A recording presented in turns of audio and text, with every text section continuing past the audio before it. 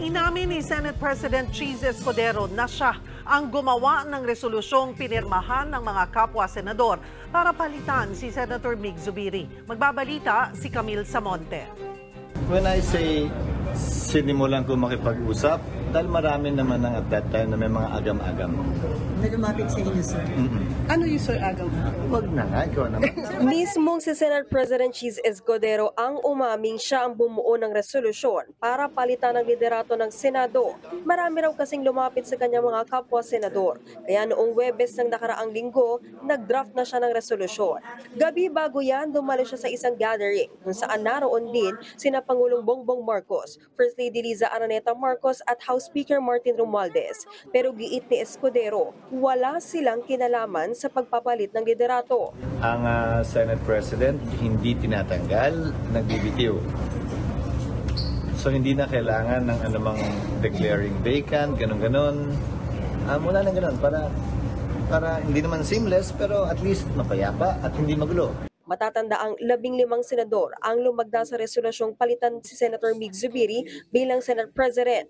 Kabilang sa kanila si Senator Ronald Bato de la Rosa na napaiyak pa noong Lunes nang magbitiw si Zubiri. Si de la Rosa raw ang huling pumirma sa resolusyon. Napaiyak ako dahil for me being a good soldier, ang gusto ko sabihin kay Migs doon is, sorry boss, I failed to win the war for you because I am one of his trusted lieutenants. Ayaw daw niya sanang pumirma rito, pero kinumbinsi raw siya ng ilang senador na manatili sa mayorya. I was really contemplating seriously to join the minority after that incident. But I was persuaded by Senator Cheese and Senator Alan Cayetano na please stay with the majority. Ikinagulat naman ni Zubiri na kasama pala si De La Rosa sa mga senador na pumirma para palitan siya bilang Senate President.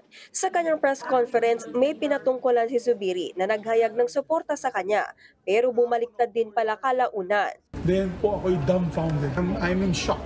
But sige lang, ganun talaga ang politika, di ba? I mean, there's no permanent friends, only permanent interests. Medyo masakit. Masakit. Okay lang. Bago magsimula ang sesyon kahapon, nilapitan pa ni Bato si Zubiri para makipag-usap. Hindi ko pa talaga ma-process. Ma-process. Hindi ko pa ma-process yung pangyayari. So sabi ko sa kanya, give me time, hinakap mo pa yung asawa ko. Di ba? Parang, wow, ba't niyo pa hinakap ang asawa ko?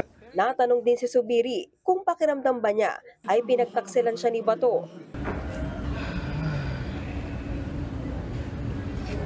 Let the people decide. Para sa 1PH, Camille Samonte, News 5.